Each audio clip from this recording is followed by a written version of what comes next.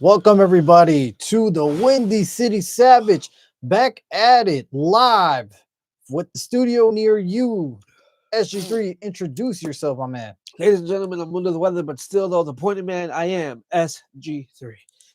And you already know, no matter what, bless you. Thank you. News do not ever stop rolling when it comes to wrestling. Bless you again, Thank you. sir. Alrighty, it's that time of the year, guys. You know, flu season, cold season. You already know. Thank you, here. SG3, for joining us. We do Yeah. appreciate that. All right, let's get into the news. That's All right, interesting. so let's talk about the elephant in the wrestling room, and that is Chris Jericho. Hi, guys. Oh, where is he gonna land? Where's he gonna be? What's the next plan for next move for Jericho? There is a lot of rumors going around that apparently he might have some interest to joining Total Nonstop Action Wrestling. And we heard this rumor for quite a while. Hello, I got a high Hi, my comment. love. So we had a rumor for quite a while, years ago actually, that Jericho was interested in joining AEW, TNA, for quite a while before AEW was a big kid in town. Yeah. He has expressed interest. We have heard rumors before. So let's just talk about this. What are your overall opinions about this? Do you think Jericho goes for it and says, you know what? Why not? You know, I could always retire in WWE a bit later. I mean, they work hand to hand together. They have a partnership. Or do you think he signs the contract, appears on WWE, and then later on goes into TNA? Now, mind you, TNA is supposed to go live on AMC. And if he signs with them in the days from now, yes. And if he signs and goes live with them, imagine that as him to be the main, attraction of that show. Those numbers will pop. Um, it would be something crazy if we don't see. Imagine if he goes for the title and wins it and adds one or more lists to his Hall of Fame career. Honestly, What do you think? I feel like it's good for him, dude. Honestly, I'm gonna try to talk as much as I possibly can today because I do have a dry throat at the same time. But I think it's good for him. It adds more to his accolades. It adds more to his again, as you said, his trophy regimen. It adds a heck of a lot more to his persona. And I mean, it's Chris Jericho. So I know, regardless of how you feel about him, you're still going to tune in to watch. I mean, I always like Jericho. I know a lot of people already were getting sick and tired of him. I don't know. Personally, I never did. Just because I'm a big fan of him since back in the day. Yeah. I never got tired of him. I always thought, regardless of some things that were cringe, I just think this guy has some sort of level of creativity. He does. That even if, yes, it is a little bit cringe, but yet he still comes up with new material no matter what. But regardless, I would like to see it just because it would be one of another list of many things that he could add in his resume. It's an impressive resume already. He has wrestled all over the world. Why not have Jericho join Total Nonstop Action Wrestling before he goes to WWE? The only thing I could see this being an issue is that if he's already has some sort of deal working with WWE, I highly doubt WWE wants Jericho to make his first appearance back. I highly doubt it too. And that's the thing. I feel like they would stop that ahead of time. And if anything, they would plan him to just wrestle at some point in the future, later on in his career. But that's if Jericho's already joined WWE or has he not left AEW. We don't know. But the rumor in the end is that he's expressed interest outside of AEW at this point. I really. All right. Let's go. I had issues yesterday with the router. Alrighty, guys. Technical difficulties. I apologize. You already know the uniqueness, the magic that comes in the Windy City. Alrighty, starting to blow Ethernet cables out of the way, and we had some technical issues, but we're back at it. Thank you for tuning in still. Alrighty, so overall, the talk of the town is Jericho going to Total Nonstop Action. I want to see it. I hope to see it. But if he's really is going to return to WWE soon, I don't think necessarily this is the move that they want him to do yet. They're going to say, look, if you're going to come back, we want you to make your big appearance at a Rumble, at a Mania, chamber, something going on, but not at Total Nonstop Action. Even though they do have a partnership and they do want TNA to be a little bit more successful, that way they help fight off, the competitors and all. Yeah. I don't see them having them, practically giving them the edge over, losing them to a bigger appearance. But that's if Jericho hasn't signed anything. If Jericho hasn't even signed a contract or anything with WWE, in his choosing, he could just go to TNA. But he's just like, you know what? I just want to be here. I want to be here. I want to wrestle. And they work with WWE. Why not? Give it a try. So in another couple of days, we'll find out more. Because lately, we've just been having rumor after rumor after rumor after rumor. The biggest, where is Jericho going to head to next? Yep. Any more thoughts on this, SG3? I like it. Do it again, like I said, and it just keeps asking for the speculation. It makes it like a game of hot potato. Where's it going to go? Before you realize, I'm going to say the Indies. I'm going to probably say New Japan. We'll see where it goes. Yep. Alrighty. So the next topic: Drew McIntyre is your new champion. All right. This is a shocking appearance. 3 stages of hell. Cody versus Drew McIntyre. First fall quickly went to Drew McIntyre. To me, that kind of, I don't know, I felt like hurted the match a little bit. Like, look, let it simmer, man, between the matches.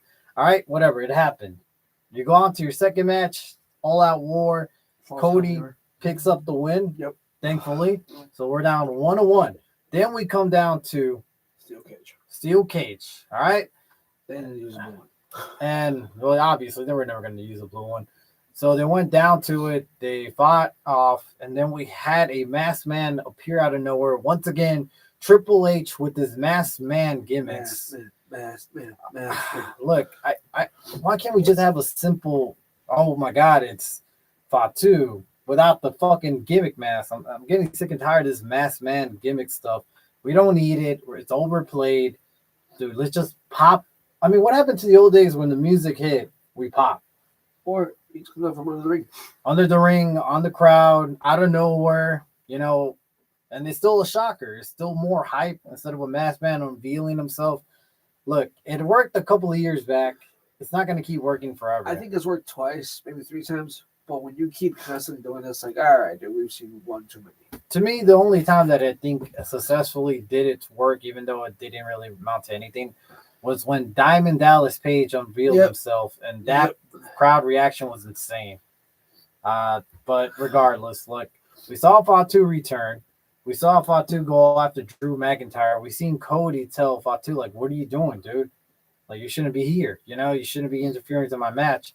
And that little bit of time was enough for Drew to come out the cage, escape, and become your new WWE champion. Well deserved. Look, I'm all for it. I really am. Now, positives and negatives. All right? Positive. This is a swerve. No one, and I highly doubt there was many people that thought they were going to put the title on Drew that night. No. A handful of people maybe, but really low numbers.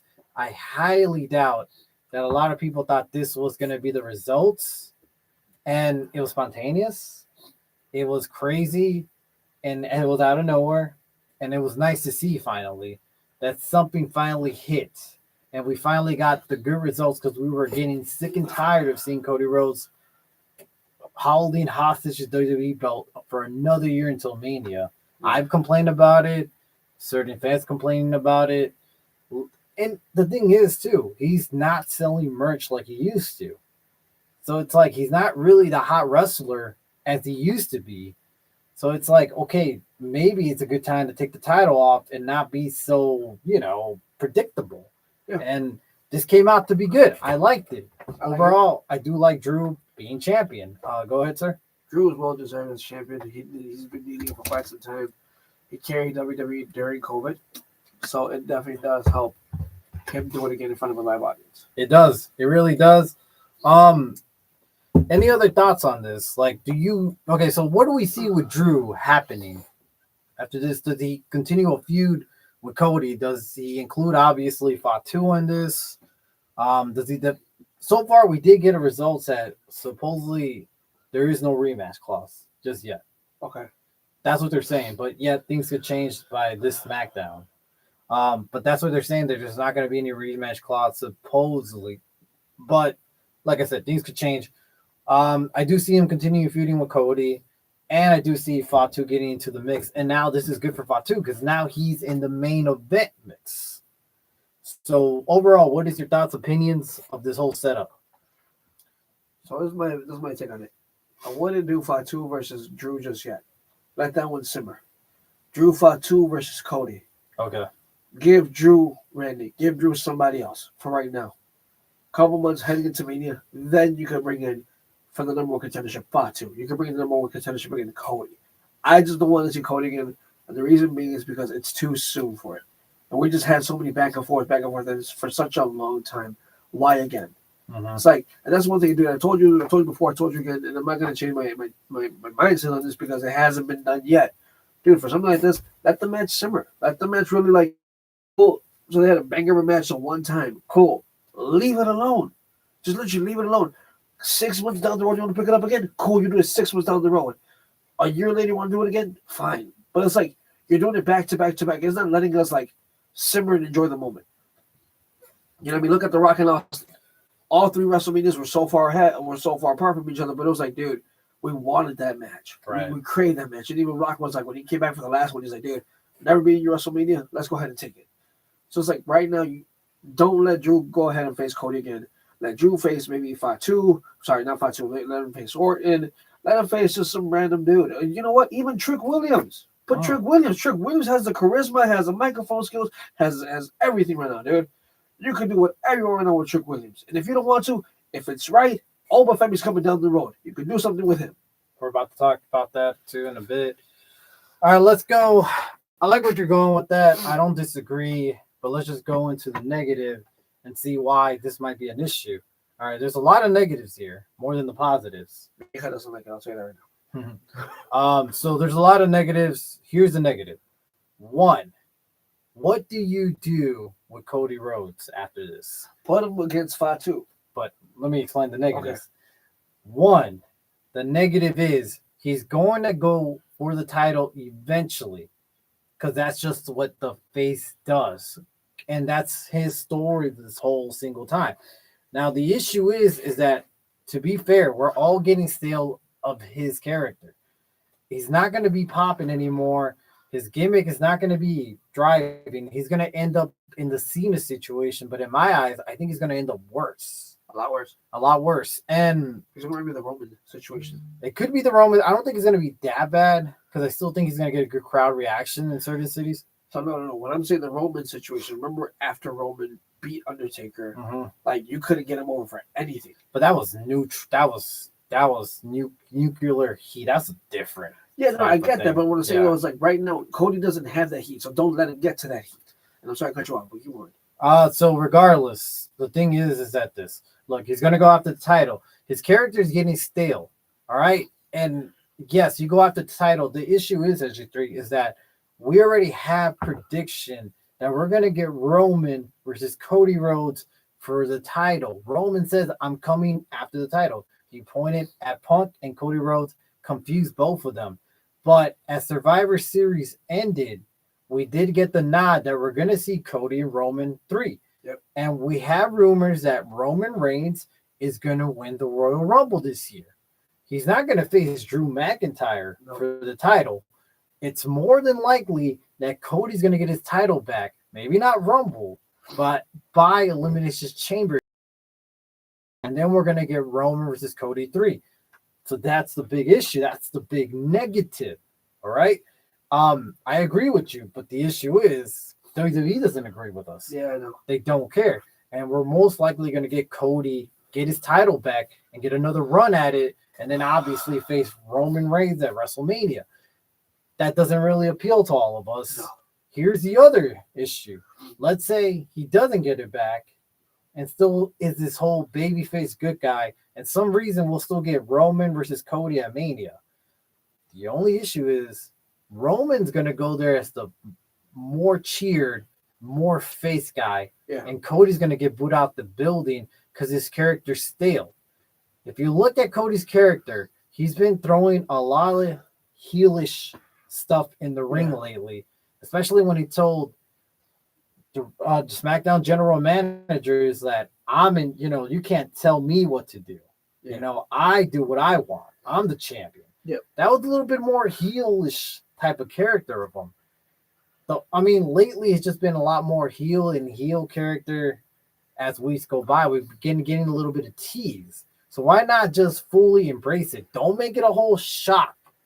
Don't make it like, oh my God, he just turned heel. No, just let it naturally simmer week by week. Let him come out as just a natural heel. Don't make this a shocking moment where he low blows somebody. No, just let it be. Let him color his hair black now, and no explanation needed. But give him that hit, like, dude, he's doing it. You know what I mean? And start. Plus helps me out. I gotta go get a new fucking thing of this. I'm back. All right, Keep talking. I'll be back. Sorry about that, folks. Technical difficulties once again. Alrighty, let's just get back to it. Like I said, we're in this issue where Cody Rhodes' character is starting to get stale. And there's no better way to say it, but I think he's just going to have to turn heel at this point and just give him a run. And this is not a bad thing for his character overall, to turn him heel. We've seen Cody turn heel before. We've seen him do some great work as a heel, cut some great promos. Overall, his character really needs it at this point. And him heading to WrestleMania and him obviously going to have a face-off between Roman Reigns and himself. And it's for him to come in as a heel and Roman to be the baby face would be the ultimate switcheroo, where WrestleMania 40, Cody Rhodes was the face and Roman Reigns was the heel. So I like this storyline a lot better than having babyface versus babyface at WrestleMania. Because in the end of the day, look, old school wrestling fans, we already know you need to have a good guy, you need to have a bad guy. It's just the old classic wrestling psychology. And I think Cody being the heel this time around would help out that main event a lot better. And let's just say he gets his title back. What if he did it in a heelish way? Well, that's what everyone was saying when I put him with Jacob Pot 2 bigs, let him turn heel. And he move forward with it because it helps Cody's character, helps Cody's reaction with the crowd, and it helps Cody actually not become so stale. Right. So that's my added to it. Sorry, I apologize. I wish I could have more, but I don't feel that well. Yeah, so like I said, it's regardless. I think it's the right move. We know he's going to get his title back. It's only a matter of time, unfortunately, that Drew's going to lose it, which really sucks because he's going to have a short title reign. I don't see this guy taking it all the way to WrestleMania 42 at Las Vegas as him as a champion. I don't see Roman versus Drew McIntyre at all in the main event of either night 1 or night 2. It's just most likely we're going to get Cody and Roman. We're going to get Cody get his title back and Cody turn heel. It makes a lot more sense. It's just going to happen. Overall, it's just the way it is, and there's so much we could do about it. But let's talk about some other stuff going on. We're going to have CM Punk versus Finn Balor for the World Heavyweight Championship next week when they're still touring around Europe. Literally. And so I think this is great. We did get a little segment with Liv Morgan looking at Finn Balor and asking him, dude, what are you doing? And we saw Finn Balor playing 2K20, was it 26? Yeah. No, sorry, 2K25. And I'm just thinking to myself, interesting. What is this segment going to lead to? And said, you want the gold back, but you're not doing much to get it. And had a little pep talk with obviously Finn Balor for Balor to realize, you know what? Just you watch, Liv. Yep. Just you watch. And we did see CM Punk come out tonight and cut a little promo. And when he's about to cut the promo, all of a sudden later on, Finn Balor comes out. We got a setup going on for next week at his home turf, so to say, even though he's way further away from that area, it's still a lot better home field advantage than him obviously wrestling in Chicago, like you mentioned for Punk. He's like, we're not going to fight in your home turf. We're going to fight on my home turf. And so, with that being said, I like what this direction going. I like this whole Punk versus Balor, something we haven't seen on TV yet, 1-on-1, and it looks like Finn is going to come here alone. Yep, that's one thing I was about to add. Yeah, because he said, don't worry about JD, don't worry about Dom Mysterio. It's just going to be me and you. Do you see him coming out maybe as a demon, bringing him back for one night? So, dude, there was actually talk about it, and where it's like he did like the creative way that WWE was handling the demon. He liked the way that WWE was handling the demon because it was like the last resort of everything, right? Mm-hmm. So it's like you had to bring him down to like his like the worst of the worst, and then bring him on. He's like, dude, I want it to be a surprise. Like, oh, dude, he brought out the demon, badass. It wasn't like, dude, it was like the last resort. Like Finn has to lose everything, and then Demon finally wins one, and then goes back to losing everything. The Demon is like, no. Demon and Finn are one and the same. There's no difference. So if Demon does come back for UK, dude, that place is gonna pop. The place is gonna go fucking crazy. And I hope he does. I really hope he does, where he finally takes creative control of his creation. He can actually start moving forward. And dude, I was honestly, I'm a big fan of the Demon Finn Balor. So I hope he does, and hope he can actually take this and move forward with it, and actually do things on his terms. Mm-hmm. So, see, here's my issue, though. We've seen Demon Balor get buried time after time after time. I would like to see it come back. I don't know. I'm not going to be 100% if he does. I think it's at this point 50-50 that he either might bring it out or he might not. Because in the end, it's still his character. And if he's not going to win, which I don't think he is, I don't see Balor going over. What is also the point of him bringing the demon character for him to lose once again? Yeah. So I don't see him vouching for this if he's going to lose. I see them only vouching for this if he's going to win the title that night.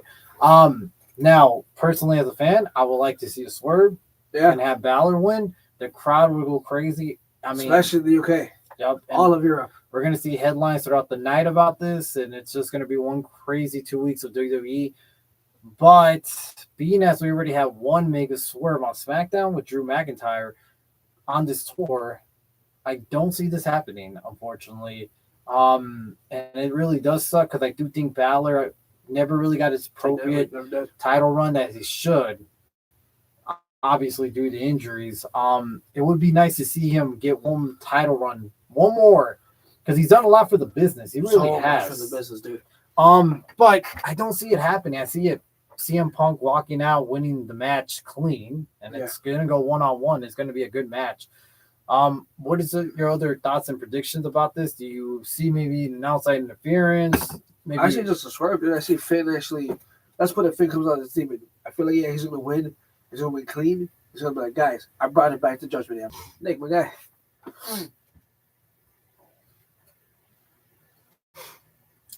It's up. Sorry, technical difficulties once again. Thank you for tuning in still.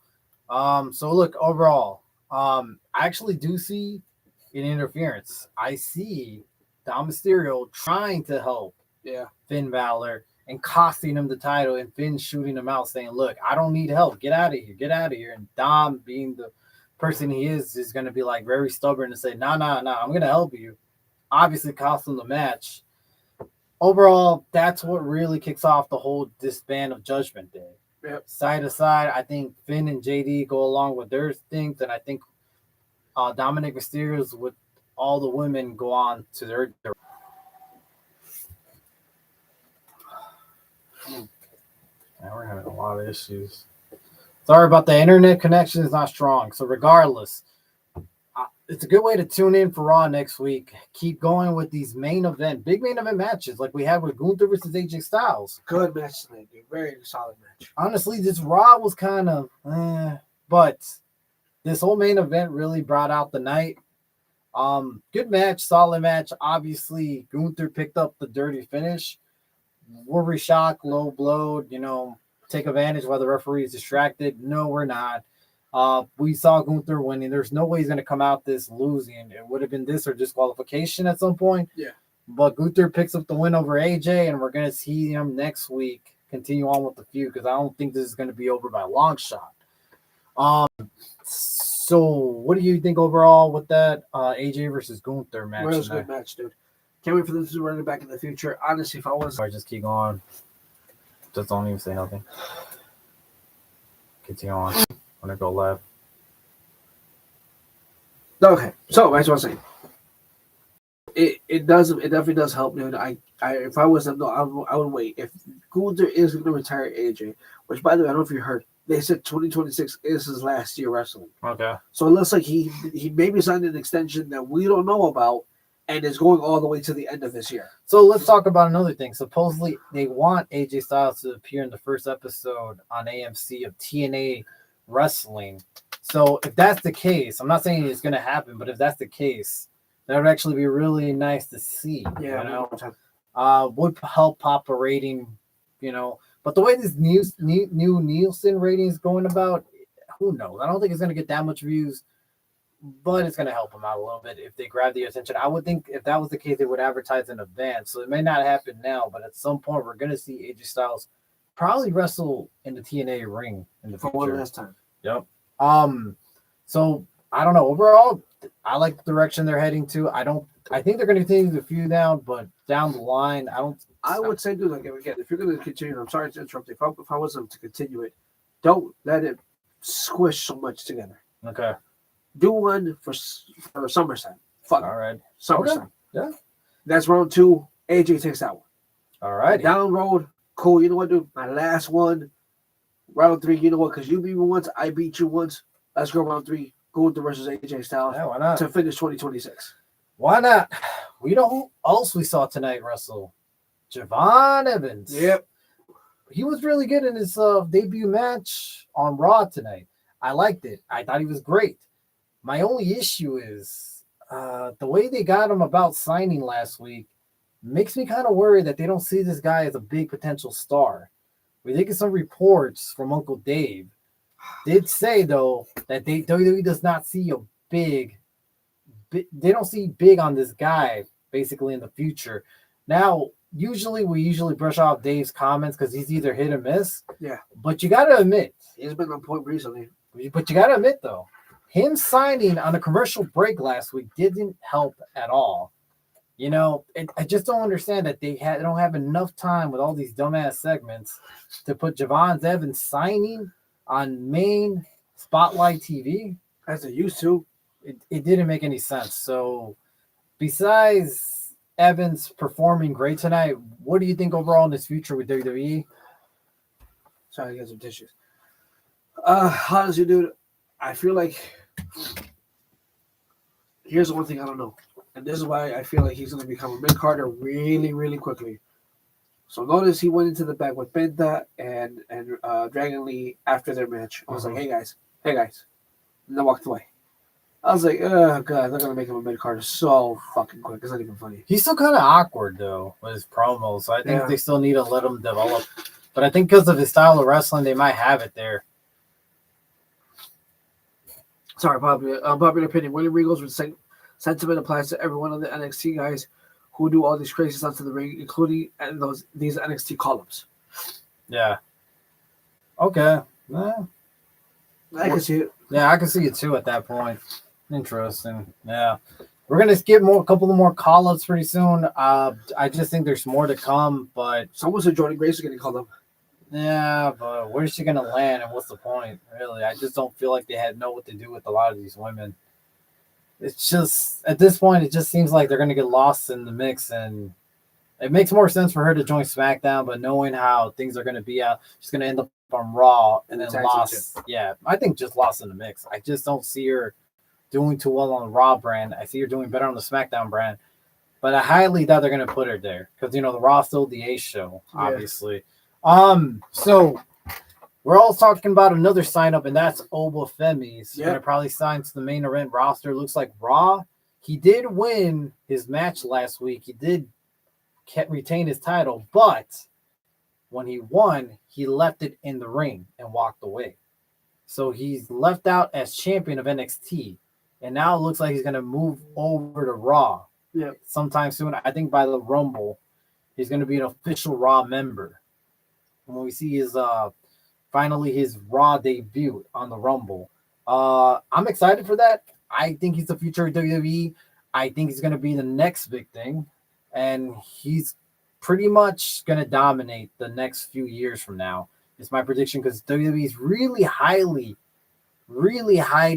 on Obafemi himself, and I am too. You know, I think this guy's the real deal. Got another comment? Like, I think Javon Evans' finisher hurts him more than his opponent. Yeah, it does actually. It looks like he's going to be more painful on him.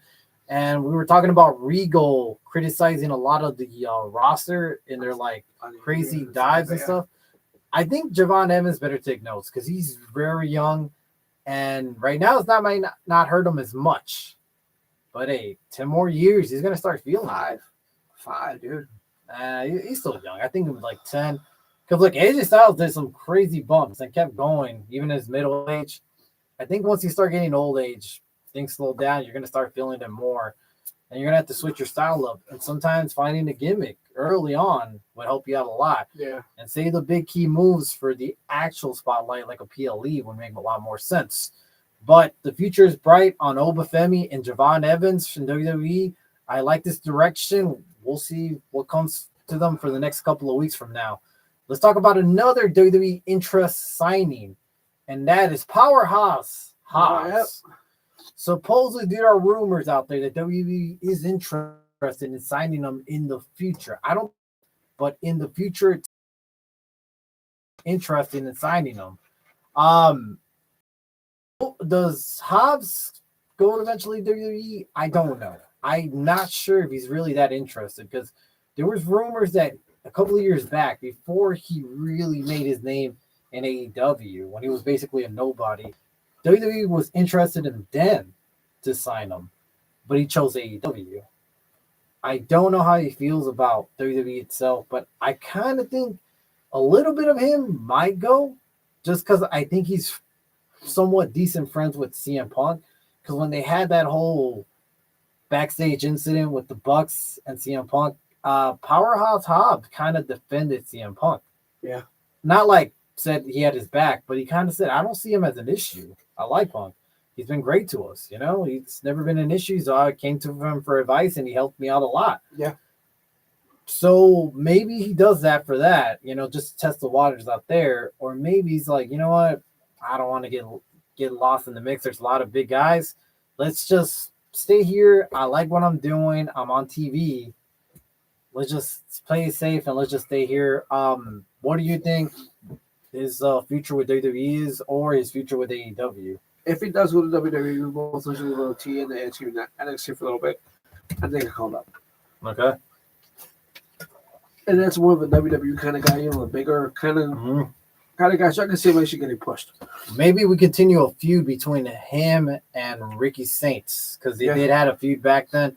They had a couple of good matches. I would like to see that feud reunite in a NXT area, but we don't know yet what's going to happen. House versus Obafemi. That could be it too. We're just gonna have to wait to see on his contracts, you know, expiring soon, I guess. Because at this point, if they're interested, that means they know something. There's an insider that, hey, his contract's expiring. Let's just try to grab him as we can. Let's talk about another interesting thing, though. Let's just talk about how Matt Cardona did keep his name. Yep. Did kept all that indie stuff and all this thing going for him. Now, that's a good sign of people that come into WWE from the outside. So let's just say we got a returning Jon Moxley. He'll actually keep his name more likely Jon Moxley than he does Dean Ambrose from back then. What do you think overall from that? Well, I mean, I'll start with Cody. If you remember, because Cody was like, dude, I was a free agent. Vince comes down to visit me in Atlanta. Sitting there in my living room, Vince sits down and he told Vince, I'm not going back to Stardust. I'm not here for Stardust. I'm here for the American Nightmare. I'm here for Cody Rhodes. So I could see them like WWE finally like accepting the creative wrestlers' ideas and accepting a lot more. Right. So and Matt Cardona being an indie guy and stuff like that is like, yeah, don't use the middle finger because this is still a kid show, but still like be you, be what made you what you are. Yeah. Okay. What was I saying? Eventually, one of these days is going to work. So, back to what I was saying. In regards to like people keeping their creative names, Jordan Grace kept her name from TNA when she signed. Nick's favorite guy, Joe Henry, kept his name kept everything. So it's like I feel like what a lot of people are starting to see is like WWE is being more lenient, and they're like, you know what, dude, if this is what got you and propelled you to up here, keep it. We want to rise you higher. Keep what you're doing and don't change a thing. Mhm. So I feel like, yeah, John Moxley's going to come back and still be John Moxley. I can't see Nick right away. Fave guy, come on. So I can see like a lot of these guys, a lot of these women as well, being who they are right now. So maybe, you know what, if Britt Baker does down the road, does sign with WWE, I could see, you know, her doing the whole DMD thing that she does. Because, and again, it's what made her. Yeah. So this, you know, if Matt Cardona was made by Matt Cardona, not because of Zack Ryder, I can see that happening. Going, I can see a lot of people say, you know what, dude, I can keep my creative side. Yeah. Yeah. I mean, that's a good view of things to come, because like if someone else comes in, let's just say someone from AEW, there's another interest as well. So there's a couple more interesting things here. WWE does have interest in Gabe Kidd that is currently wrestling with AEW. I don't think he has a contract with them. I think he has a contract in Japan, but since their partnership, he is appearing in AEW TV. They're interested in signing Gabe Kidd. They're also interested in signing Fit Finley's son, David Finley. That's also the leader of the War Dogs, we're going to talk about in a bit. But WWE has a lot more interest around signing some free agents eventually when the contract expires. They want to make some moves. They want to add some more additions to NXT as some of these guys get called up eventually. Got a couple of comments. So, number one, look at Nick. My man is not going to win the WWE title. Ooh. Maybe we'll see. We'll see one. Well, you know what? I'm going to have to agree with them. I don't see this guy winning the main titles. I do feel like he'll win, I guess, the U.S. title. I feel like he'll get a chance. Well, he's in SmackDown, so I can see. Yeah, the U.S. title will be pretty much his Call of Fame at that point. Pretty much. But yeah, regardless, I don't see him winning. Yeah, the WWE Championship. Chris Davis 824 watch. I think that's a new person who comments. Welcome to the show. We appreciate the comment. We appreciate you taking the time to give us a shout out. Chris Jericho comes back in the Rumble, gets his own countdown. Nick responds to him: break the walls down or Judas at Chris Davis. Chris Davis responded, original countdown from his debut, but then his music is Judas. Well, that's what we were talking about. So that would be kind of nice. We were talking about this 2 weeks back.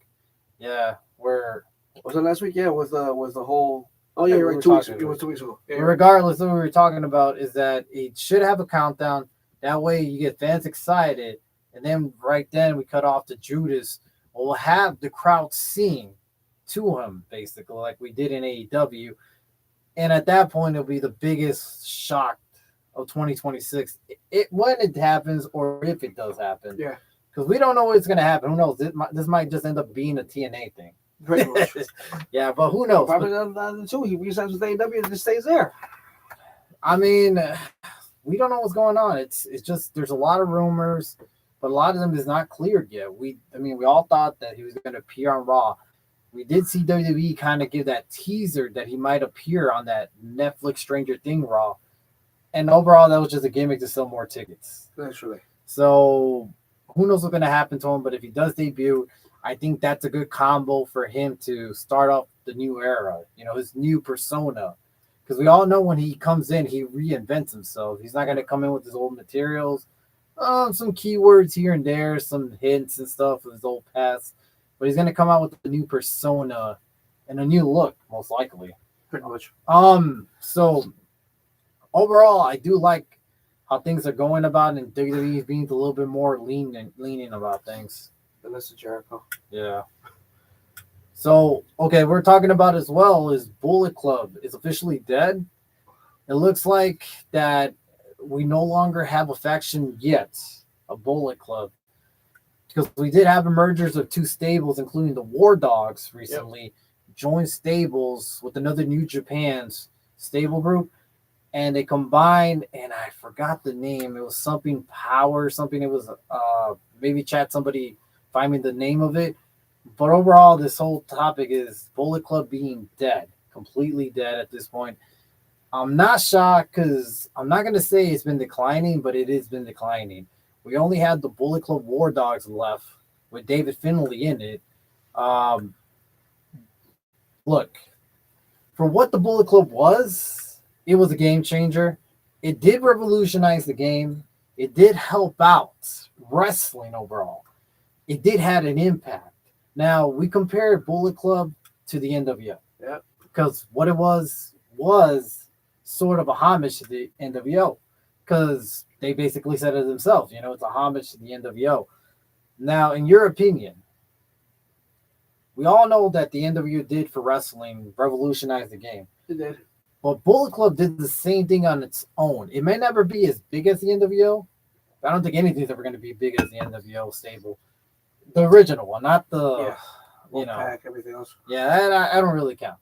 But the original Bullet Club and onwards kind of revolutionized the game years to come because they eventually build this whole era that we have now. Because if you think about it, the original Bullet Club did had Finn Balor, AJ Styles.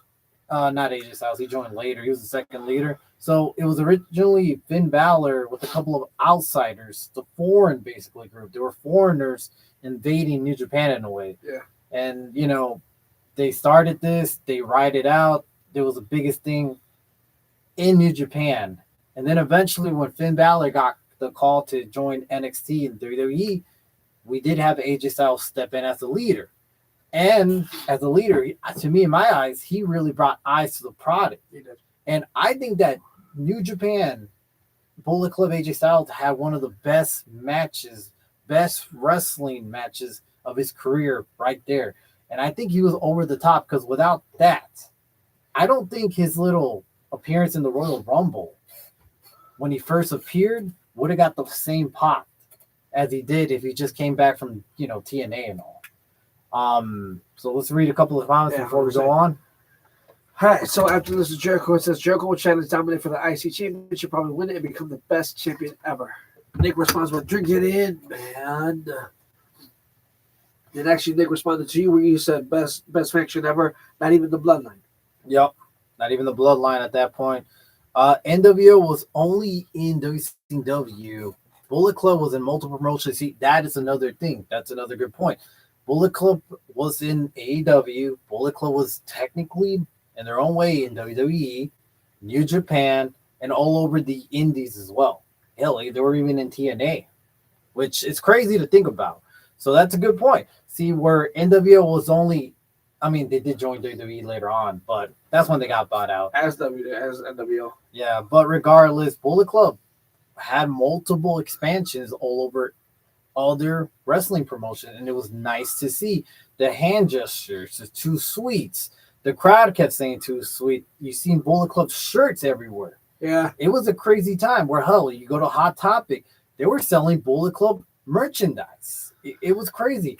At the point where New Japan had to send cease and desist to these copycat Bullet Club, gimmicks out there. They were really tracking down. So, as we were saying, without them, we wouldn't have the big push of AJ Styles. And right after AJ Styles got kicked out of the Bullet Club, we had Kenny Omega. Yep. Leading the way with the Elite. The Young Bucks joining in as well. Well, they were already there, but they basically created a mega group inside the Bullet Club, as well as we had Cody Rhodes join them. Yep. And even though Cody was never the leader, he just felt a lot more bigger when he joined the Bullet Club, when they had more eyes on them. So without that whole era, that time period when they're all in New Japan, think about this. We may have never gotten all elite wrestling. No. Because that was the whole point, was the elites leading the way to a new revolution. And that was thanks to the help of the Bullet Club's popularity during the time. They created all elite wrestling. So without the Bullet Club, we wouldn't have that today. And so Tony Khan really has to thank them for basically being there for the right time. So yeah, obviously after that, we did have Jay White joining, and that did help push Jay White up there. But during that time, it started declining slowly but surely to the point we had today that looks like it's completely gone for now. Do I see them making a comeback in the future? Yes. Who knows when? But sometimes some things are left to be just where it's at. Yeah, on pause and let it be. Because you had a great run. How many years I want to say? It's like almost like 10 years, I feel like. I feel like it was about 10, 12. 12, probably more. Yeah. It's been quite a while and quite a ride, honestly. And their impact, it's gonna be hard to match. I don't think any other stable is gonna have the big impact that the Bullet Club did for wrestling. And I'll be damned when we see another stable. I'll be happy if we see another stable that had that big impact, but I highly doubt it, unfortunately.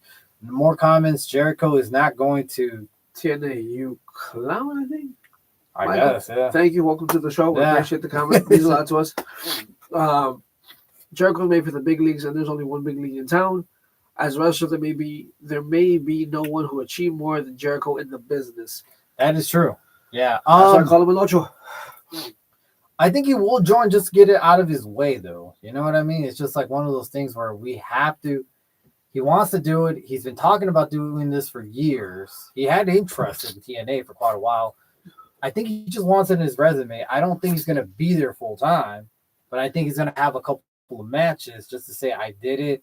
I wrestled there. Now onwards to retiring in WWE eventually. You know, it's in his to-do list, his list of Jericho, obviously. What else we got? Division, question mark, LOL. Okay, division. And WWE will get the rights to Bullet Club. They have most of them there. But a lot of them are also getting out the door. So who knows what happens there. We'll get the rights. I don't think they will, though, because technically New Japan has the rights. So unless they buy out New Japan or unless they have some sort of partnership going on with them, WWE has no, part of the Bullet Clubs at all. The only thing that WWE tried to fight them on was the whole suck it, the whole too sweet gesture. They tried to fight them a couple of things, and I think the only one that they did get was the whole suck it for the Young Bucks. Yeah. Yeah, they did win that whole desist type of thing, but I mean, they still use it here and there. So yeah. I don't think WWE really cares so much. But that's the impact of the Bullet Club. Any memorable, things with you about them, You know what, man? For me, it was the WWE moment where it was during COVID. Demon Finn Balor versus AJ Styles. They just stood in the ring and did the too sweet. Yeah, it's the homage. Okay, this is what I'm talking about, though. You let that man simmer once. Mm-hmm. Bring it back again now. So here's let's talk about another thing. Without the Bullet Club being there, Balor wouldn't also have gotten as big as he did. Yep. Balor wouldn't also won the title. Balor also wouldn't have trained Becky Lynch. Becky Lynch is probably one of the best women wrestlers. I'm going to say she is the best women wrestler of any era. I just don't see anyone on her level of promos and wrestling skills. But without all that happening, we wouldn't have gotten to this point. So they did a lot for the game to get to the point we're at. They even changed the whole way we see wrestlers these days. We don't see so many big guys anymore. We see guys that do all these acrobatic flips and all these new styles come about ever since that era. So it's been great. It's been a great ride, honestly. Couple comments. Chris Davis responds, too sweet was the cease and desist. So not the second, but the too sweet. Yeah. Becky Trump makes up great nicknames for her enemies. Yeah.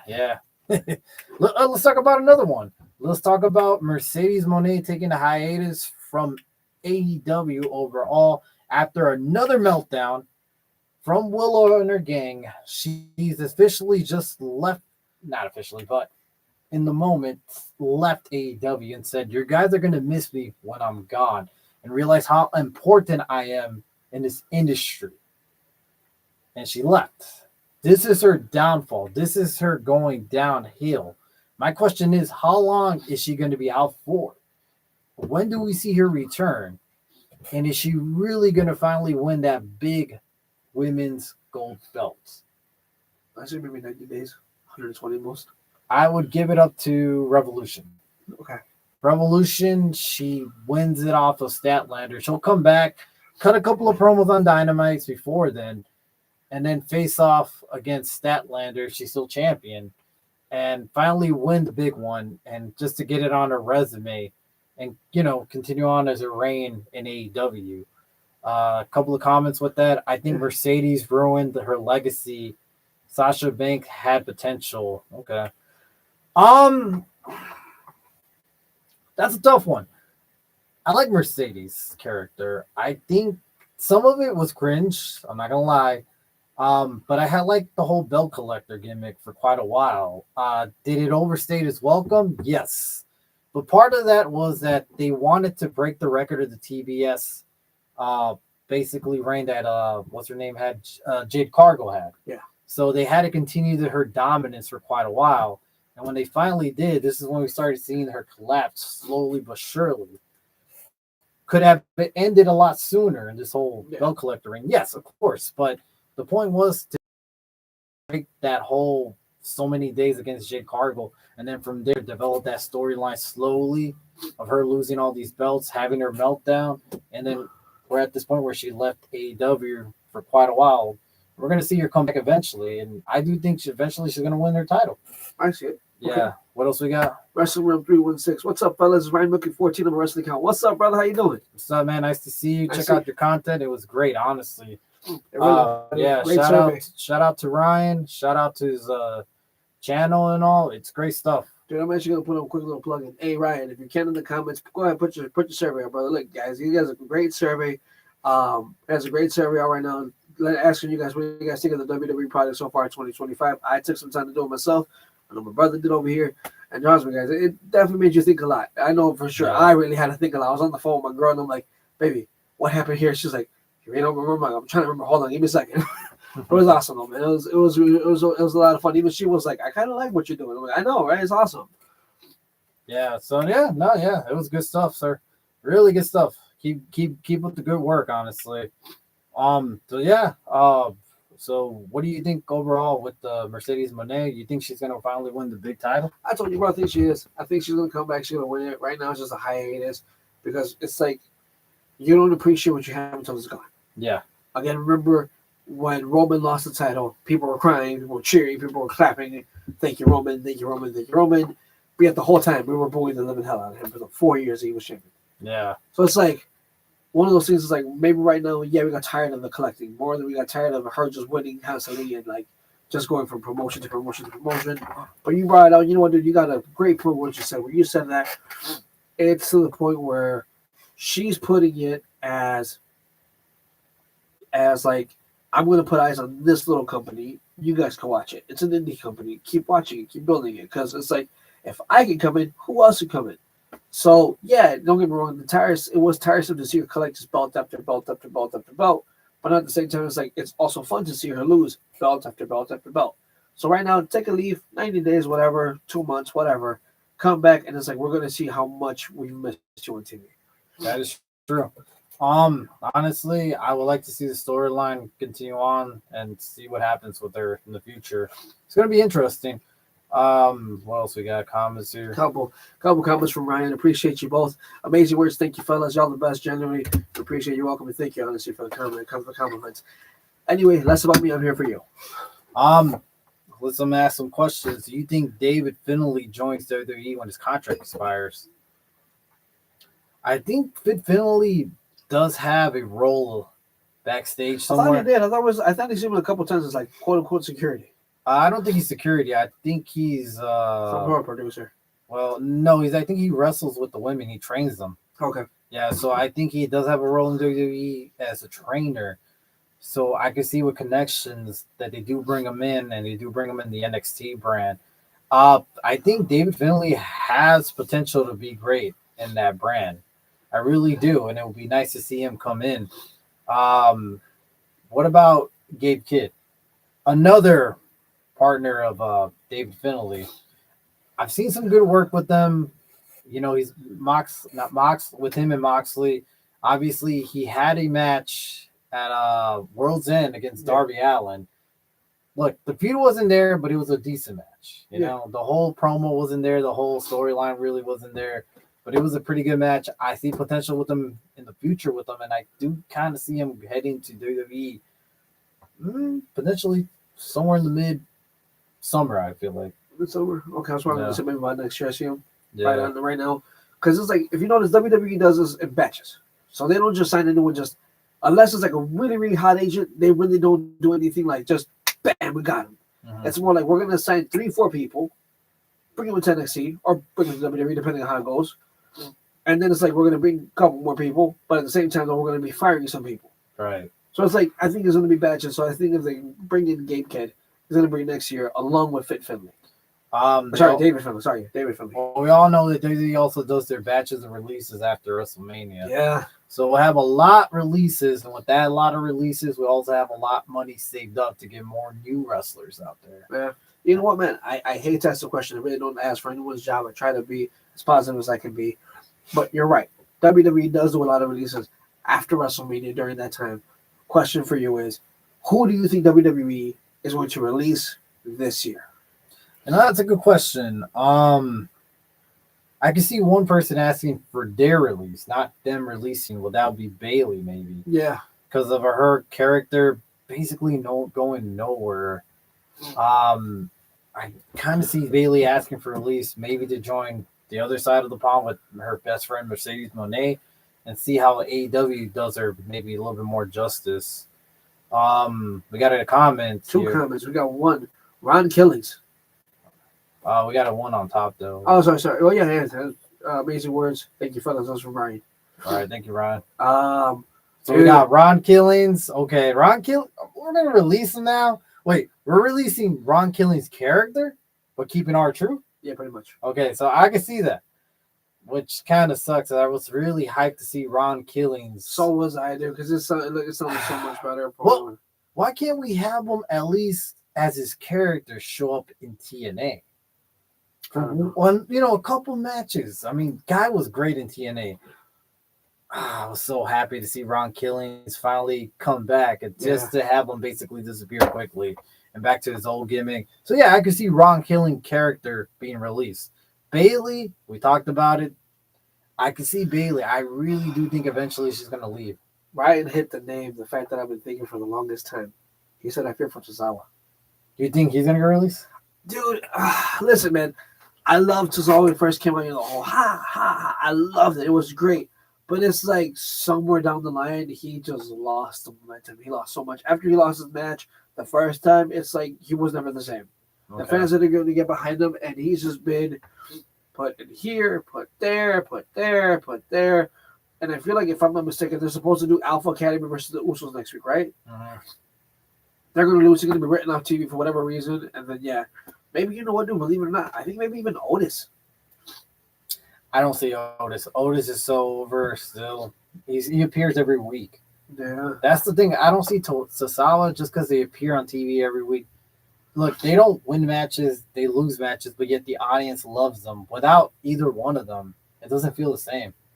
I mean, yes, Otis could make it work, but without Tozawa really being there, it's kind of hard. I feel like this whole gimmick really has them settled with WWE for the future, at least for now, What else we got?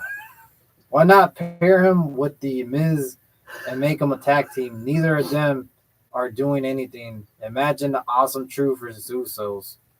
Yeah. That'd be badass. Honestly, that would be a good way to do about that. Awesome Truth versus the Usos. Who you have winning that one? I think Awesome Truth wins it. I think the Usos just because they're unstoppable in WWE. They're supposed to be the GOAT of basically tag team wrestling. That's what I would think. What else we got? For some reason, I feel like Dragon Lee might leave. Not after tonight. Not after tonight. If you saw when he came out, the fans were really behind him, and you could tell, dude, he wanted to cry because he's like, dude, these guys actually believe in me again. But you got to think about this. Yeah, I know. You're across the world where the fans will pop for anything. And you always say everybody's emotional. My ass, dude. He was happy. He was like, well, he's supposed to come out happy. Every week you're like, this dude was about to cry. Oh my god, bro! Not every week.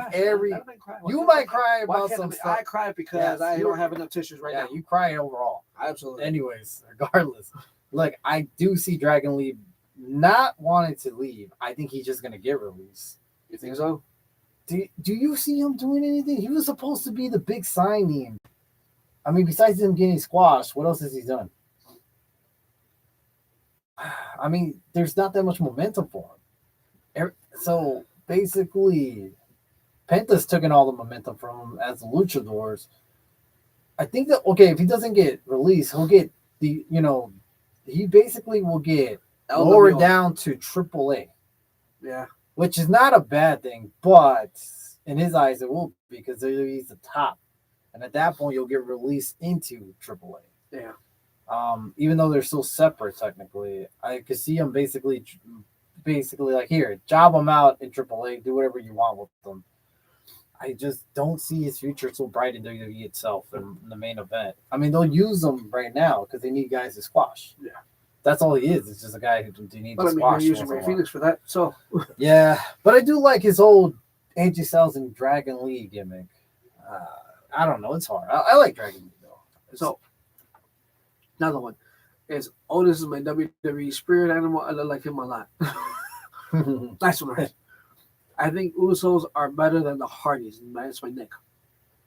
Usos are better than the Hardys. Dude, that's a tough one. Okay, how about this? You elaborate. Why is that? And I'm just curious to see, and we'll come back to that one. Statistic wise, I can see it. Statistic wise. Who gives a shit about statistics? We want, okay, besides titles. Well, actually, I think the Hardys have a lot more titles.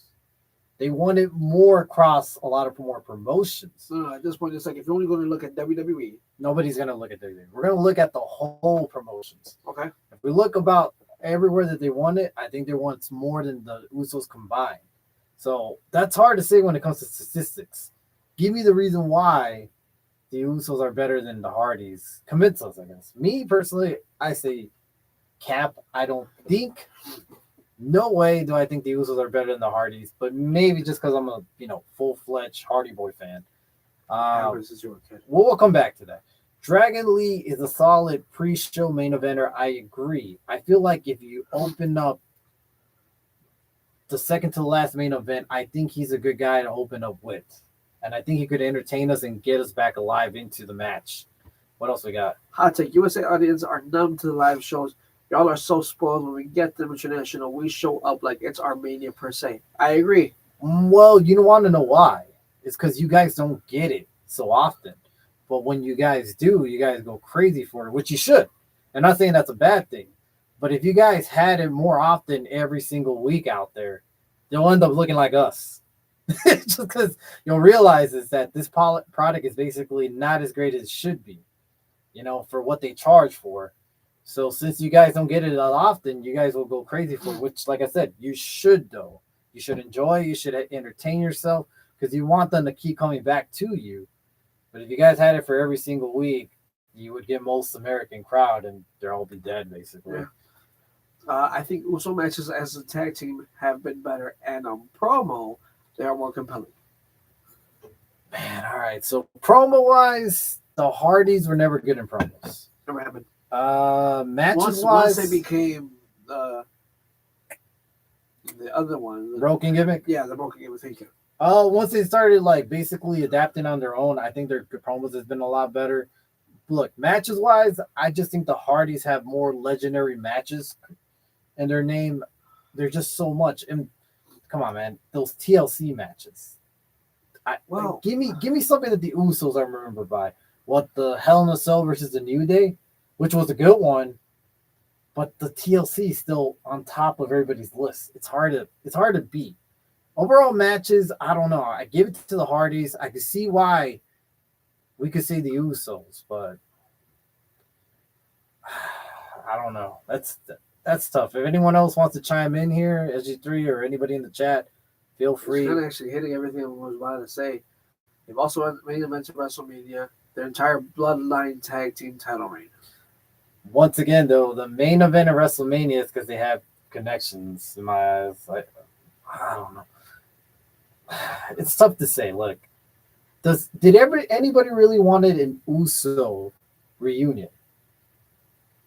When before they reunited, anybody was really calling them for an Uso to reunite. I feel like it was more as Jay, get the fuck off the TV, go back with your brother, type of thing. I don't think anybody was excited to see the Usos reunite. I think we're happy that it happened because we have Jay no longer as a single star. But we all wanted the Hardys back in WWE. We still want the Hardys back in WWE. We'll still pop for the Hardys. We'll still go crazy for the Hardys. I think overall, Hardys are just more of a fan favorite just because of the stuff they went through. It's really also though the Hardys also did pioneer things. Yeah, they revolutionized the game. And I mean, to this day, though, some of the stuff is still untouched. Yeah. I just don't see anybody really being above them in my eyes. I'm not saying you don't give out some fair points, Nick. It's really hard to argue with that. Hold on, wait, Ryan. Hardy's for any day. I'm biased though. Jay Uso just turned me sour on Usos. That's the thing is that we weren't asking for the Usos back. We were just asking for getting rid of Jey Uso and putting them back in the tag team division because we got tired of the single run. Nick, Usos versus Kevin and Sammy made me tear up. One of the greatest tag team main events I've ever seen at WrestleMania 39. And I'm not going to deny that. I thought that whole main event was great. I still think it's great to this day. I just don't see it competing against TLC matches that the Hardys, the Dudleys, and Edge and Christian had. Like, imagine you took that match into today's day and age WrestleMania. We would be still talking about how that's probably one of the greatest closing WrestleMania matches ever. We were spoiled back then. You know, we were really spoiled because we had a banger of WrestleMania in WrestleMania 17 from start to finish. So, I don't know. Hold on, wait. They got two more. Usos have been consistently the better pro wrestlers inside the ring as a team. Hold on. Because Usos don't need TLC to be a legendary tag team. But here's the thing, though. How many, besides Sammy versus the Usos, and maybe I guess New Day versus the Usos and the Hell in a Cell, because I thought that was pretty good. How many matches stick out, though? Yeah, Usos versus Roman and Solo. Did that stick out to you? They did. So you're going to put that as your top? I would put it as a top, but it still stuck out. But that's the whole point. Put it on the top. There's just so much Hardy Boys memorable matches, you know. It's just what's another one aside from TLC's? TLC's. I mean, their whole Edge versus Christian matches, the Dudleys, their whole feuds. I mean, it just kept going. Hell, even in TNA, it kept going. Even in right now in TNA, they did the whole retirement with the Dudleys. That was a good one. So I don't know, man. It's debatable. I just don't think that the Usos have so much matches that people remember and people are going to put up there. If you ask the people, you've asked a whole group of wrestling fans, you know, random questions like, what is your most memorable matches and who you think had the better match between the Hardys and the Usos? I don't know. I just think people are going to pick the Hardys over the Usos more often than not. Not saying you're wrong, but hold on, wait. Actually, you know what? This is going to be kind of fun. Ryan, this one goes out to you, my brother. Brother, on your page, can you please go ahead and put up a like for like, basically, and we'll both go ahead and decide, and you guys go ahead and chime in. You go ahead and put who's the better tag team, the Usos or the Hardys. Let the fans decide. And then come back and let us know the results. Come back next week. Yeah, we could do that as well. Well, we could put it on our page and put also. Yeah, we'll tag you up in there. That's awesome, dude. Let's go ahead and do it. It gets traction, and we can start like seeing what the fans actually remember. But so we didn't just have gimmicks. We also had match every single week back in the day in Raw and SmackDown. We've seen the Hardys compete Team Extreme constantly every single week. It's just the issue is this. Look, it's just that it was a different era, and the Usos are now being pushed more to the top. Where I feel like the Hardy Boys were just a natural get over team. They did it on their own. Let's just be real. The Usos had help. Them being Samoan did help them a lot because we do know how Vince loves the Samoan family. We do know that since they had the Rock's connection, that did help. The Hardys overall did it on their own. They had to get over it. They had no choice because either you get over or you're out of here. And they did earn the respects of many wrestlers in the back to this day. I don't know. I just don't see the Usos really being that great tag team. I'm not saying they're not great, but being better than the Hardys. I just don't. I think the Hardys did it on their own. They had no help, while the Usos did have a lot more backup. Because let's be real, if it wasn't for them having the whole Samoan family thing, do you really think they would have got over as big? Yeah. Do you think the whole bloodline thing would have happened? Because it wouldn't happen. They would have just been another tag team, another really good tag team. So, couple of other comments. So excuse me, shared you out with my buddy Wyatt. I'm gonna post on my community tag y'all. Uso, okay, Nick responded. Usos versus New Day, Usos versus Wyatt family, Usos versus Shield, Usos versus Mysterios, Usos versus RK Bro, Usos versus Street Profits. Lots of great feuds. I see that. Okay. Wyatt responds, "Hello there, folks. Hey, what's going on, Wyatt? Thanks for coming. Thanks for the shot. Thanks for the comment. Taking the time to comment. We appreciate it." Ryan responds, "Hi, Wyatt. Thanks for coming over." Ooh, and then Nick right away. Usos mastered character evolution from the babyfaces to the Uso penitentiary, Usos to the bloodline Usos. Bloodline Usos. Uso Penitentiary was good. It just didn't seem like it was more over than the Hardys because regardless, I just feel like these guys were really over even as singles guys, thanks to their whole gimmick. I just don't know. I just don't see it adding up in the end. Besides the Bloodline Usos, I don't see everything else that they did before that when there were the Uso Penitentiary, as well as the what was it called? The before that one, their Was it the regular one? Or there was just one like the whole Master Character Evolutionary, their dancing type. Yeah, you know that's what I said at the beginning. But they weren't popular then. They were popular in NXT, but they weren't really over. They were just another generic tag team. And then look what that led. The whole Hardy Boys gimmick led to them having amazing single runs. We can't really say the same thing with Jay. We can't say at all with Jimmy.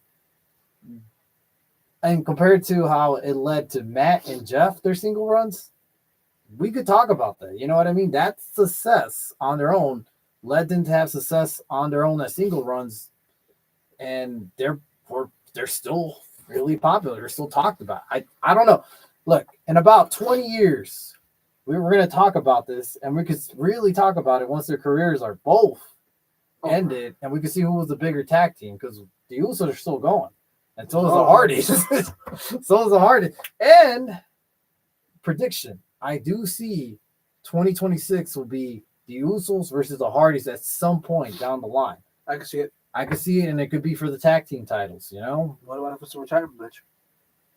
I don't say that. I don't want that shit to happen. So hey, look, I'm not disagreeing with you, Nick. I just, just give me my opinion. In the end, it's your opinion. I see your point of view, and you do put a lot of great points. And I'm not going to say that the Usos are a bad tag team. In my opinion, I just think the Hardys are up there more than the Usos. But we could agree to disagree. I'm sure we got more comments here too. We got 5. So hey, Ryan, just subscribe. Thanks for subscribing, Ryan. We appreciate it. Usos became popular without relying on stunt wrestling. But if you look at the Hardys' overall work in the ring, they had a lot of good work. They were really great workers. They were working when they were young. Jeff wasn't even a legal adult when he entered WWE in general. He was a jobber and he was only 15. Yeah. And then when Scott Hall and the rest of the guys found out, like, you're only 15, damn, dude, my bad. I didn't mean to put you, bad in the ring like that. They had a lot of good moves. They got a lot of good wrestling skills. But, the whole stunt things just got them over. And, not happening, I don't think they would have got it over on themselves. Yes, of course, I'm going to give you that. But, we cannot say those moments didn't really made our childhood. That's the issue. It just made things more revolutionary during the time. It's one of those things. It's like us saying, did Mick Foley need not to come out from that Hell in a Cell dived off? Yes, he didn't need to do it, but when he did it, that's what made him more memorable, I guess, in a way. Did he need it? No. But in the end of the day, if we see that whole match, we're not going to say it's a classic. It's just one of those things that it revolutionized the game. It happened, but it also teaches us that, hey, yes, we don't have to rely on stunts. But when we do, it should be on the big moments, because most of their moments came in the big pay-per-views, which was good. It was a good style to be at that time. So the Hardys gave fans unforgettable moments, but the matches were built around high-risk spots and spectacle. They also built the legacy of timing, pacing, crowd manipulation, and emotional storytelling. I thought Edge and Christian were also better than the Hardys bell to bell. Oh, okay. Edge and Christian, that's a tough one. I I can see Edge and Christian being better than the Hardys. What do you think? Hold up. When it came to promos, Edge and Christian did a lot better promos. I'll give them that a lot. Overall, they killed the gimmick. But then again, if you're gonna throw the Edge and Christian, why not throw the Dudleys? And you're not gonna tell me the Dudleys are not a lot better than Edge and Christian themselves because they had great promos. They could do the spots, and they were great wrestlers as well. Great overall wrestlers, great talents. I think their gimmick was fun, entertaining. First, no. What? You don't think the Dudley's No, I said at first. The first one that came out with the Dudley boys. I thought that was great. I thought it was a great gimmick. I don't know about you. I thought it was great. The Dudleys were number one. Here's my list: Dudleys, Usos, Edge, Christian, Hardys, in that order. I don't even see the Usos going over Edge and Christian. I just don't. I see the Dudleys up there. I see Edge and Christian up there. I see the Hardys, and in my list would be the Usos last. But that's just me. I don't know, man. I just don't see the Usos over Edge and Christian. Because Edge and Christian had it all. Edge and Christian was a complete package. But the Dudleys, to me, were probably up there pretty much. Also, don't forget Usos versus Dudleys was another feud. Yeah, but that was during the Dudleys, end of career. Look, it was still great to see. I still like seeing that match, but yeah, the Dudleys, unfortunately, were running out of time, and there's not much. I don't think Bubba is still done. I think Bubba still is an active one. Bubba's not active. He's slow, but Devon was already really slow by that time. Oh, yeah, that's why he got that backstage role in WWE. Look, that's a pretty good list, though. What's another? Okay, besides those guys, what's another underrated tag team out there that you think should be? All right, what about you? You guys are probably not going to agree with it. Heart Foundation is another one, but I got two though, and the two for me because I grew up watching them, and I actually was a big fan of them at first, and then the other ones I didn't see. But the New Age Outlaws and the Legion of Doom. Legion of Doom, I could see. Hawk and Animal were great. Hawk and Animal had they weren't high flying, dude. They were just bulldog kind of style wrestling, just straight as bulldog promos. Bulldog promos, yes, just straight up. We're gonna mess you up and blah blah blah. This and that, just like the tough guy persona. And like I said, they didn't need the flashy, over the top everything, springboard or anything like that. It was just straight, just bulldog kind of style wrestling. When I'm saying bulldog, I mean just everything, just like muscular guy kind of wrestling. Yeah. I mean, if you think about it, even at the end, with their finisher wasn't even like the most razzle dazzle or the greatest thing of all. It's just honestly a guy sitting on top with the freaking chicken fight with the clothesline. Yeah. That was their finisher, and yet they sold it. So we got Heart Foundation too. So that, and then Enzo and Cass had it all. I don't know, man. I found Enzo really annoying, but they did have good. Look, Enzo though wasn't really that great in the ring, though. I feel like he still needed a lot of work. Cass had it all though, and he messed that up in WWE, and he admits that too.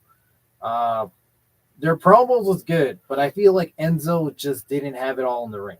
Still. Well, there was someone who actually. I'm sorry to cut you off, but there was someone because I'm reading the next comment. Enzo's promo work was amazing. It was, however, his was written before. He couldn't come up with the promo to save his life after that because there was a lot of times where people were like getting him out of his promo, and you could see he got stuck. Remember when the Miz killed him on the mic? Dude, Miz destroyed him on the mic, and even he was like, what am I supposed to say? But that was the reason why. It was because Enzo was a backstage problem, and Miz got tired of it. Yeah, and Miz was like, "I'm gonna kill you in the ring tonight," and he did. That was crazy. I couldn't believe that was the whole storyline backstage, that he got just tired of this guy being an asshole in the backstage. But I do think Enzo and Cass had a lot of potential to be great in WWE. We also had another one that I thought could have lasted a lot longer was Eddie and Chavo Guerrero. Yeah. The whole lie, cheat, and steal gimmick was awesome between those two. What else we got here? Okay. So, I may have to put Brothers of Destruction after the Dudleys. Brothers of Destruction was great. So I guess when we're talking about Brothers of Destruction, we're talking about Biker Taker and obviously 2000s Kane, because I don't think we're talking about Ministry of Darkness, Taker and when they first came out, Kane, because they didn't really have a good run at the No. time. That was a pretty good one. What about the 2-man power of Triple H and Stone Cold? You think if we got a little longer of that, you think it could have been something great? It did have some potential. I did like it. And, I mean, the whole Jericho and Benoit match was great, even though the incident happened with Triple H getting injured. Shout out to that man, though. He was strong to still keep going. Say, you know what, fuck it, just keep going for it. Go for the walls of Jericho. While the man just tore up his fucking leg. Still pretty impressive to see to this day. What else we got? Ryan said, post a poll in my community post. Tag y'all. We'll have a final answer next week on Hardys versus Uso. Go vote after this stream. So, guys, look up Ryan's post. We'll definitely look to see who wins. We'll put in our votes, and we'll definitely we'll call the shot on next. You already know my vote. I'm going for the Hardys. Hey, I mean, if the Usos win, hey, it is what it is. I'm not saying they're a bad tag team. It just you don't see them as you don't see them. I'm seeing them as a Hall of Famer. But I'm saying you don't see Mount Rushmore. Sorry, it's not in my Mount Rushmore. But like I said, everybody's Mount Rushmore is different. Obviously, we asked for everybody's single Mount Rushmore. It's going to be a lot more different. What else we got? So here's another one. I think Nick responded to with meh. Yeah. Jerry Show. That was another one. That was kind of funny. But Jerry Show. Funny. Funny. At that point, we might as well have Jericho and AJ Styles tag team. Yeah. That didn't last too long. Jericho and Kevin Owens. That was actually a pretty good one.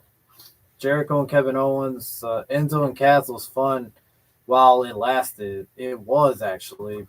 It's just that the whole Enzo backstage incidents just didn't have enough time being there. And then Kaz had his issues of its own, I think, with Carmella and drinking as well. So, I mean, he admit that too. So, it happens. It wasn't meant to be. Ambrose and Ellsworth. Oh, God.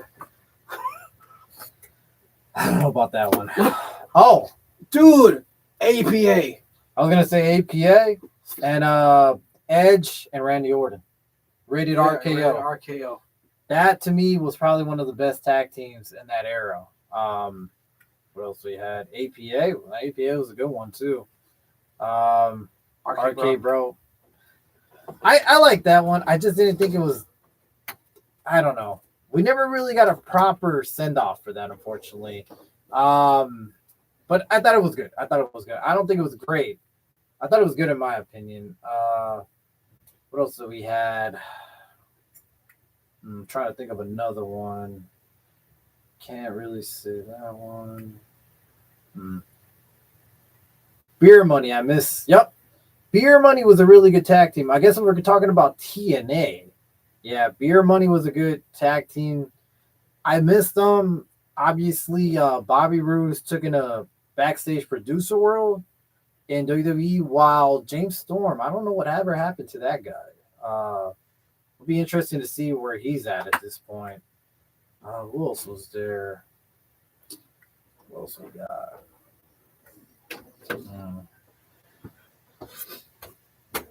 Can you think of another one tag team, bro? You all right? Yeah, I'm good. I'm trying to get another tissue. What's another one? We remember the whole little thing with Taker and the Big Show, where that little whole Ministry of Darkness type of vibe. Yeah. That was scary because Big Show was fucking jacked, and that Ministry of Darkness really scared the shit out of me when I was a kid because that Taker was evil. Yeah, by the way, that's another one. They just said the Islanders. Yeah. Anything from TNA, I'm trying to remember because Beer Money was a good one. What was the one where the Glorious guy was in? What's his tag team? That was the Beer Money. Money, and hang it. The OC. Oh, the OC. Well, in general, yeah, Gallows and Anderson was good. Yeah. Yeah. I mean, see, here's the thing. Now that I think about it, all this talk about the Usos, and yet we don't mention their rival. The OC. No. The Young Bucks. Yeah. So what about the Young Bucks? The Young Bucks have the skills, have the promos, have the wrestling styles. Their in-ring is top notch. Let's rank that. Are we really gonna say the Usos are better than the Young Bucks, or do we say the Young Bucks are better than the Usos? I go Young Bucks, dude. I'm gonna go Young Bucks because in ring, I think they're a lot better than the Usos. Their promos are good, entertaining, and they have a lot of charisma with them. Um,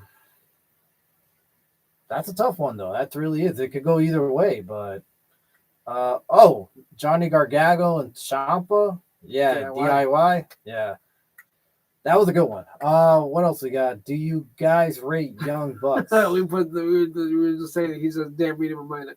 Coming after FTR. It's another one. FTR is good. I like FTR. They're old school wrestling. I do put them up there. I don't think they're great, but I do put them up there. You know.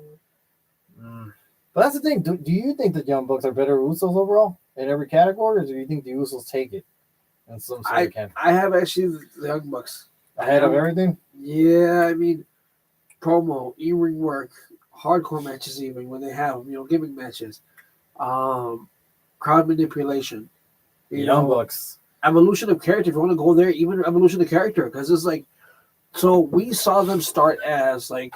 I saw them start in TNA when they were Generation Me. Yeah. When they were the backup dancer for Victoria. Yeah. I remember watching that and I'm like, this is just stupid. And you don't realize that these guys were going to be great one day. Literally. Yeah. And next thing you know, a few years later, they're one of the biggest tag team in the industry. That's a dream match. The Bucks versus the Usos. That would be like my ultimate dream match. If you had to pick a team, who do you think should go over? I'll be biased. The Bucks. I'm gonna go with the Bucks, just because I feel like their in ring is a lot better than the Usos. I mean, for God's sakes, we have Jay gassing out. Yeah. Yeah, the Bucks won't even gas out. The Bucks are in there to last for fucking forever at this point. Jimmy Uso is a great wrestler, though. I just don't know about Jay. He just gasses out a lot. I don't have no idea why. You're in the big leagues. You shouldn't be doing that, but it happens. But as a tag team, he does a lot better. Subculture. So, okay, that one. What else we got? X-Pac and Kane. That was not long lived, but I'm not gonna lie, I did enjoy it. I thought it was great, and we did get some memorable moments. And to me, when I was younger, I was always rooting for them because I was like, God, man, like it's basically the underdog. You have a giant, and then you had Xbox, and they were feuding with Tigger and Big Show. Yeah. Honestly, that was a great tag team. I got one more that no one brought up right now. Team Hell No. That was a good one. I like the segments too. Not the segments were classics, man. Remember when they did therapy? Remember when they did the rap? Oh yeah, the rap. Dude, that was some good shit. Kane. Rob Van Dam and Kane. Yeah, that's another one. That was a phenomenal tag team, dude. Yeah. Prince Mover, Mysterio, Lucha Underground. I forgot about that one. I forgot about Lucha Underground. That was a good one. Ricochet and Rey Mysterio. Mundo and PJ Black. That was a good one too. Would have loved to have seen Roman and Sikoa versus the Brothers Destruction. I don't know, man. I think the Brothers Destructions would have basically tore down Roman and Sikoa in their prime. Yeah. I'm not saying I wouldn't like to see it. I don't think I think Taker and Kane were too OP back then too. Actually. What else we got? Aerostar, Drago, and Phoenix. Interesting. That's some good stuff. I mean, the Lucha Brothers. Yeah, Lucha Bros. Yeah, I forgot about them too. But that's the thing too. Then see, So let's put it this way to Nick. You gotta look at it though. Hardys are in a different time too. So that would be the Hardys, the Dudleys, and Edge and Christian. Yeah. We have in this era the Lucha Bros, the Young Bucks, and the Usos. Imagine we had that all in one match, in a TLC match. That's chemistry. That's main event caliber stuff. Will we ever see it? We can see the Lucha Brothers versus the Usos. We'll see that at one point, but we'll never see the Bucks versus the Usos and the Lucha Brothers again. That sucks too. The Mac and Son Havoc? Of Havoc. Oh, okay. I see that now. Yeah, they would get over it because of the stunts they will take. The Rock and Saw connection. Yep. That was a good one too. Even though it's considered a stable, Evolution. Evolution. Yeah, yeah. Hmm. What else we had? Let's go to WCW, I guess. What was the tag? Disco Inferno. Oh, dude. Speaking of Disco Inferno, what's this dude's name? Shit. Tyler Breeze and Fandango. Oh, yeah, I know you're talking about that whole Fashion Police. Thank you, Fashion Police. That's another one. Fashion Police. During that time they came out, they were super over with their whole segments. I remember they were over. I don't know why they stopped doing that gimmick. That was a good one too. I mean, Fandango's right now in TNA. Yeah. So, hey, at some point, I think they could revive that whole Fashion Police. Awesome, dude. Yeah. What else we got? I remember Kalisto spot out where he did this the soul off the top of the ladder. Oh yeah. That was freaking awesome. Oh, that was a good one. Man, what else we got? Do you remember anyone in WCW tag team? The Nasty Boys? The Nasty Boys, I remembered. What else we got? The whole faction, NWO, NWO pack. But they were not really much of a tag team besides the Outsiders, I guess. The Outsiders. What else we got?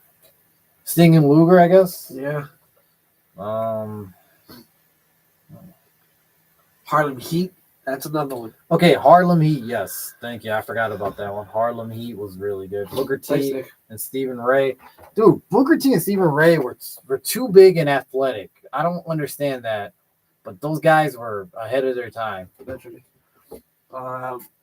Ryan said, "Hey, okay, fellas, I'm finding my eyelids. It's 6:30 in the morning. Raw was on 12 hours ago for me. I gotta head to bed. Appreciate you both. See you night, guys, next week. Honestly, brother, we appreciate you. Have a good night. Have a good night, sir." And Nick responded, and that's where I actually got the comment from Harlem. We coming for you. Sucker. Yeah, we're coming for you, definitely. That's all we're gonna say after that. And the rest, and then one more time, Nick, and then Ryan says to Nick, good night. Good night. Honestly, those are some good tag teams, man. That's take us down memorable lane. We'll probably missed a lot, and we're probably gonna end this. And then we'll be like, why don't we remember that one? We'll bring it up next week, whatever. I mean, I guess if you think about it, Shawn and Triple H, DX. Yeah. Yeah, I mean, you did say the New Age Outlaws. If we go to women's side, Trish and Lita, when they're tag team, they were pretty good. What about Late Cool? I'm kidding, by the way. I actually like Layla. I thought she was a good wrestler. I thought she had some good promos. I thought she had potential. I don't know what happened to her afterwards, but I thought she had potential. I didn't like Michelle McCool. I still don't. It's because at that time, dude, you didn't have a lot of like Revolution. And it wasn't just Revolution. It was just like they were just an afterthought, unfortunately. Well, it didn't help that Johnny, what's his name, Johnny Laurinaitis, picked out all these women from Victoria's Secret catalogs. Pretty much. Yeah, fucking man, that guy. Sometimes that's the ill issues. Steiner Bros. That's another classic right there. Damn, man, the Steiner Bros were ahead of their time too.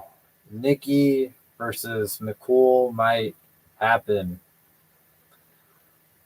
Look, man, it's too early. It's too early to say some bullshit like that in 2026. Don't put it to existence. Please don't. We do not want to see that. Because no, I hope it does. That would be a great bathroom match for WrestleMania.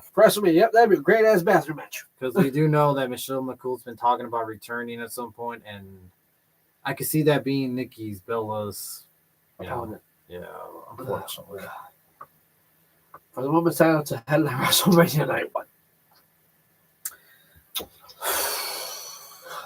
Bathroom match. Title versus career.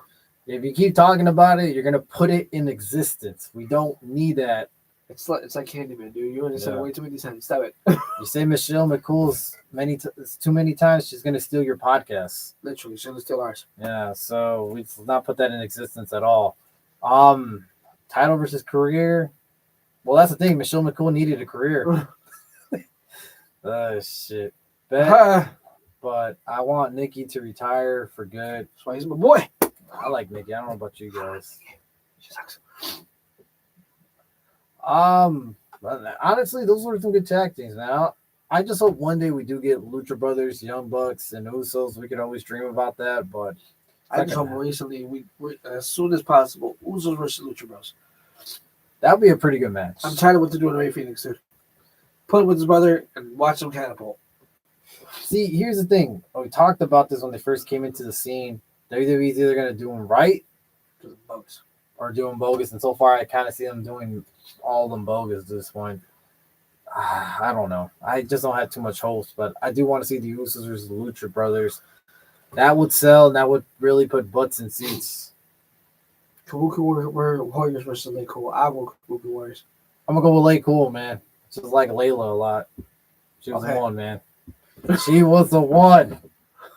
All right, so look, guys, it's been great. SG3 needs to go get some medicines because he's not feeling well.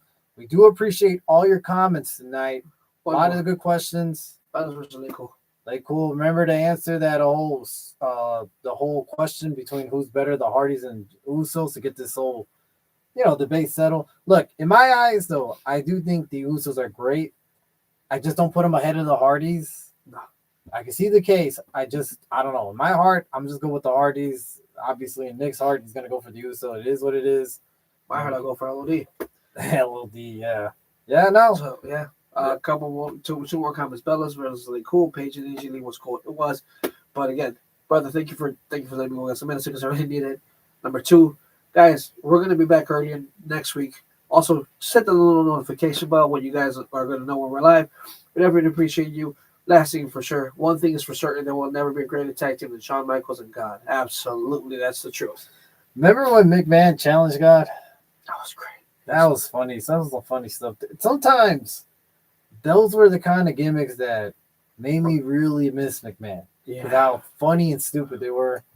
But Hey, then you so- realize what a piece of shit he was too at the That's same right. time. It was hard. All right, Alrighty, guys. guys. We're heading out. Have a good night. Appreciate it for the comments.